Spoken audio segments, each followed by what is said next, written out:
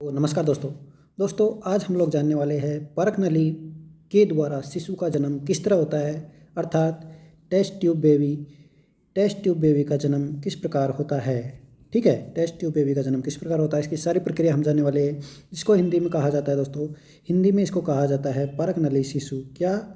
परख नली शिशु। और जिस तकनीक के द्वारा इसका जन्म होता है उस तकनीक को कहा जाता है दोस्तों IVF टेक्नोलॉजी। इसको IVF का फुल फॉर्म होती है दोस्तों इन विट्रो फर्टिलाइजेशन। ठीक है, तो इन विट्रो का मतलब होता है बाहर और फर्टिलाइजेशन का मतलब होता है निषेचन। तो इसमें बाहर निषेचन होता है परख नली में। तो इसकी पूरी प्रक्रिया हम लोग जानने वाले, तो बने रहिए वीडियो के साथ। तो देखिए दोस्तों, इस टेस्ट ट्यूब बेबी का निर्माण इसलिए किया जाता है जब किसी महिला, जैसे मान लीजिए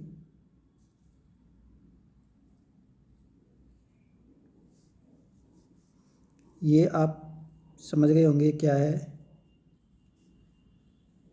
ये किसी महिला का मादा जनन तंत्र है। ठीक है, मादा जनन तंत्र है।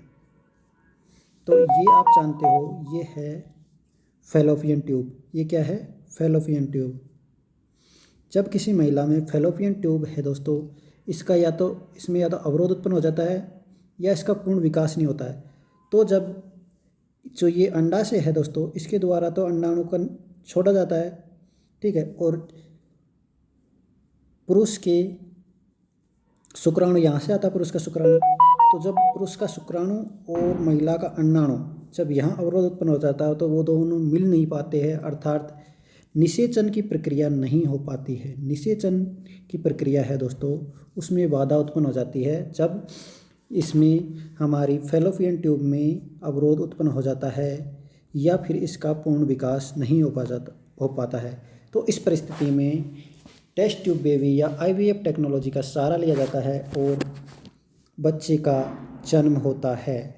तो इसकी प्रोसेस करने के लिए सबसे पहले क्या किया जाता है, जब इस प्रकार की समस्या आ जाती है तो फिर इस IVF टेक्नोलॉजी का ही एक सहारा होता है, जो कि निसंतान दंपतियों के लिए एक तरह का वरदान है दोस्तों।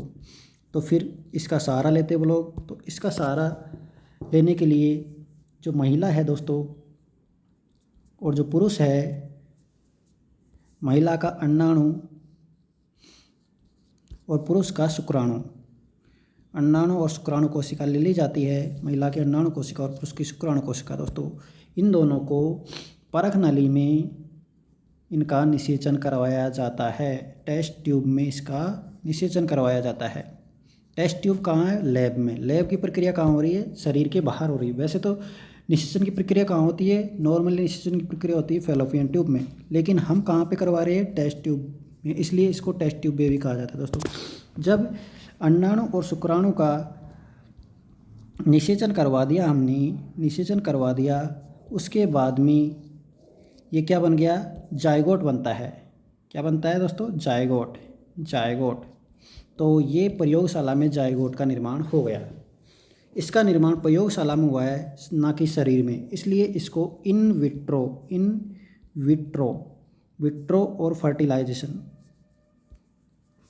ठीक है, तो इन विट्रो का मतलब होता है बाहर का मतलब लैब में, और फर्टिलाइजेशन का निषेचन। तो इसका निषेचन हमने बाहर करवाया है प्रयोगशाला में, इसलिए इसको IVF टेक्नोलॉजी कहा जाता है दोस्तों।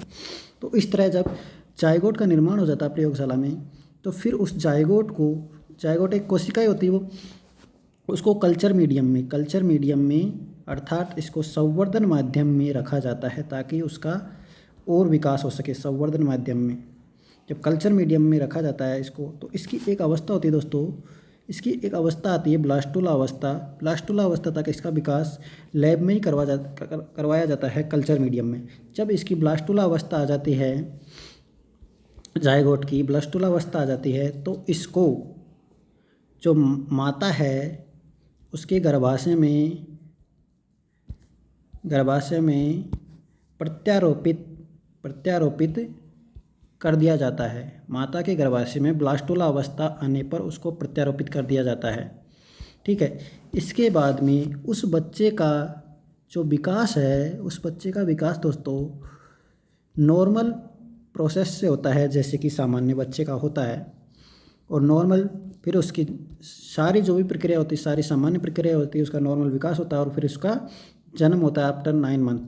तो जो बच्चा जन्म लेता है उस बच्चे को परख नली शिशु कहा जाता है, क्योंकि इसका जो हमने निषेचन करवाया था दोस्तों वो बाहर करवाया था, परख नली में करवाया था, इसलिए इसको परख नली शिशु या टेस्ट ट्यूब बेबी बोला जाता है।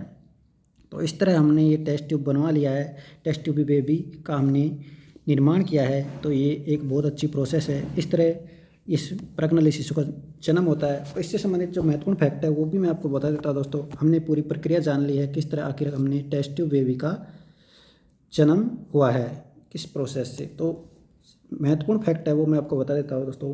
पूरे विश्व की बात करें, अगर हम विश्व की बात करें दोस्तों, तो विश्व में सबसे पहले इंग्लैंड में 1776 में लुइस ब्राउन नाम का टेस्ट ट्यूब बेबी बनाया गया था। लुइस ब्राउन नाम का टेस्ट ट्यूब बेबी का निर्माण किया गया,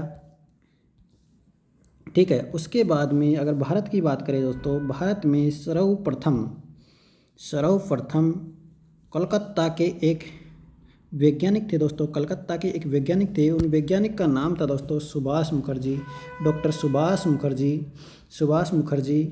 तो उनके द्वारा दुर्गा नाम, जिसका बाद में नाम कनुप्रिया रखा गया, दुर्गा नाम का टेस्ट ट्यूब बेबी भारत में बनाया गया सबसे पहले।